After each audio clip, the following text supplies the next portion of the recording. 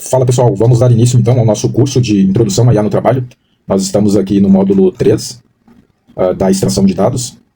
Nós já fizemos a aula 1 do módulo de extração de dados, que a gente aprendeu a extrair dados de PDFs. Na aula 2 a gente aprendeu a extrair dados de arquivos XMLs. E agora, na aula 3, a gente vai dar sequência, trabalhando agora com planilhas de Excel. Então eu tenho aqui na minha pasta uma planilha, que eu vou mostrar para vocês, com alguns dados. E muitas vezes a gente trabalha, a gente extrai planilhas do nosso sistema, e essas planilhas elas não vêm num formato totalmente padronizado, tá? Então muitas das vezes a gente precisa fazer algum trabalho com esses dados, mas em função da desorganização, nós não conseguimos trabalhar com essa planilha, tá? Ou a gente faz algum tipo de análise e essa análise acaba ficando distorcida, e muitas vezes a gente faz essas correções de maneira manual. Então nessa planilha eu tenho alguns problemas, eu pintei alguns para a gente poder dar uma olhada. Por exemplo, aqui na coluna de valor, eu não tenho um padrão, né? Pode ver que a gente tem valores separados por ponto. Deixa eu dar um zoom aqui. Valores separados por ponto. Nós temos alguns valores que tem o R cifrão aqui e outros não tem. Então a gente tem alguns problemas de formatação. Outros já estão mais completos. Eu tenho ponto e tenho a vírgula, outros eu só tenho o ponto no lugar da vírgula. E eu tenho também na coluna categoria, por exemplo, eu tenho dados faltantes. Então, na categoria, nós temos aqui informações e, por algum motivo, nessa coluna eu não tive alguns dados, tá? Outro problema que a gente tem aqui também, na coluna status, seria em relação ao padrão da descrição. Então, o status aqui ele pode ser pago, aprovado ou pendente, mas a gente tem pago como PG, eu tenho pago com a primeira maiúscula, o restante minúsculo, tenho pago tudo maiúsculo, tenho pendente aqui também de duas maneiras diferentes. Na coluna data, a gente tem datas de diversas formas. Então a gente tem aqui uma descrição da data, 5 de abril de 2025, a gente tem também outros formatos, ou seja, a gente não tem uma coluna padronizada. No CNPJ a mesma coisa, eu tenho CNPJs sem caractere, e tem outros casos já com caractere, né? Então a gente tem que padronizar. O que a gente faz diante de um problema como esse? A gente usa a IA para criar um script para a gente, para poder fazer esses tipos de correções. Claro que o exemplo que a gente vai dar aqui, ele se aplica para esse caso, porque eu já entendi os problemas que eu tenho, e eu vou criar um prompt para resolver esse problema. Caso eu tenha uma planilha diferente, ou tenha dados onde eu quero verificar problemas de formatação diferentes, a gente vai ter que criar um prompt, adaptar para a minha situação, tá? Então eu tenho aqui um prompt já pronto, que a gente vai ler lá no Cloud. Vou copiar e vou colar aqui, que é o seguinte: tenho uma planilha em Excel de controle de despesas, com vários problemas. Preciso de um script Python que padronize todas as datas, para dia, mês e ano. Remova espaços extras de nomes de fornecedor. Eu não comentei, mas alguns fornecedores, eles têm, nesse caso aqui, ele tem um espaço aqui no início. Então, acontece em bastante sistemas RPs, quando exportam dados, eles trazem com um espaço a mais. Então, eu quero que isso seja resolvido também. Eu crio o prompt a partir do momento que eu identifico quais são os problemas que eu tenho nos meus dados. Então, eu quero que remova os espaços extras dos nomes de fornecedor, que padronize o CNPJ para o formato. Então, eu digo aqui para ele onde tem que ter caractere, né? Então, esse é o formato do CNPJ. Peço também que preencha categorias vazias com sem categoria, que foi o caso que a gente viu aqui na coluna de categoria, onde algumas células estão vazias. Que converta todos os valores para float. O float é um número decimal, que mesmo que o número seja inteiro, mas eu quero que no final ele tenha aqui vírgula 00, tá? Removendo, aí eu peço para remover o cifrão, nesse caso. Pontos de milhar e usando ponto como decimal. Ok, então eu quero manter um padrão mais ou menos parecido com esse aqui, porém sem o cifrão. Padronize o campo status para pago, pendente ou aprovado.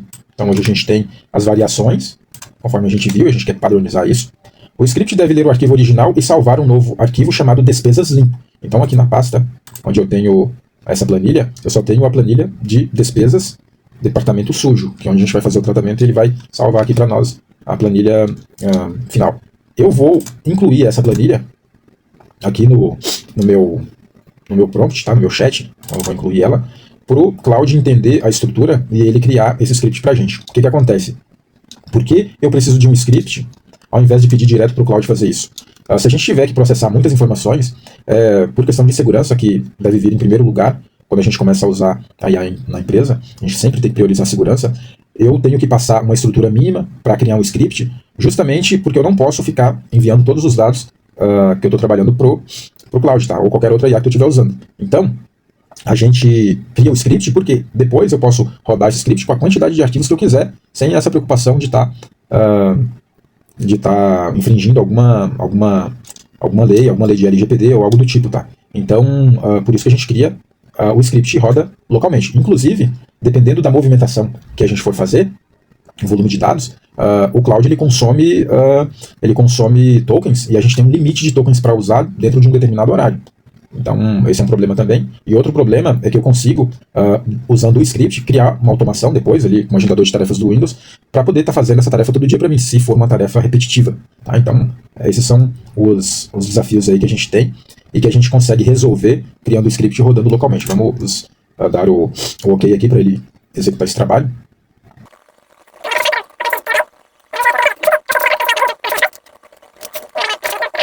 Analisou criticamente antes de responder. Isso foi um pedido que eu fiz para ele, porque as IAs elas estão tendentes a bajular quem está interagindo com elas, e com isso acaba dando respostas que a gente quer ouvir. Então, eu modifiquei o padrão de interação do Cloud comigo, dizendo para ele que eu quero que ele seja sincero e crítico em todas as respostas que ele me der. Então, por isso que ele está comentando isso aqui, que analisou criticamente antes de responder. Então, ele diz aqui que o pedido é bem específico, bem especificado, mas há um ponto que você não mencionou: a planilha tem categorias com inconsistências além de vazios. Então, ele citou aqui, ele já identificou para mim um problema onde, na parte aqui do departamento, a gente tem TI versus T.I. Então, realmente, é outro problema que ele identificou que eu não passei para ele, mas tudo bem, se ele colocar isso no script, a gente já vai tratar também. Né? Depois ele menciona aqui que achou outro problema: o pedido é para rodar na sua máquina, então farei um ponto .py, ok, isso mesmo que eu quero, sem dependência, pá. Então, ele diz aqui tudo que foi feito, e o que a gente vai fazer é o seguinte: vamos baixar então esse script. Então a gente clica em baixar, ele faz o download, a gente abre esse script aqui direto no VS Code. O que eu vou fazer? Eu vou salvar esse script, então eu vou em File, Save As aqui, e a gente vai salvar na nossa pasta. Eu estou usando aqui uma pasta no Temp, no meu computador. Aqui, introdução ao trabalho. Coloco o primeiro script sempre na pasta de teste. Eu vou nomear ele aqui como V1. E vou salvar. Ok, o que a gente vai fazer? O Cloud não sabe onde essas planilhas estão, porque eu inseri a planilha no chat. Então, ele está dizendo aqui para mim, arquivo de entrada, e ele só traz o nome do arquivo. O que eu tenho que fazer? Eu tenho que passar o caminho da planilha efetiva para ele. Então, eu vou, inclusive, fechar ela.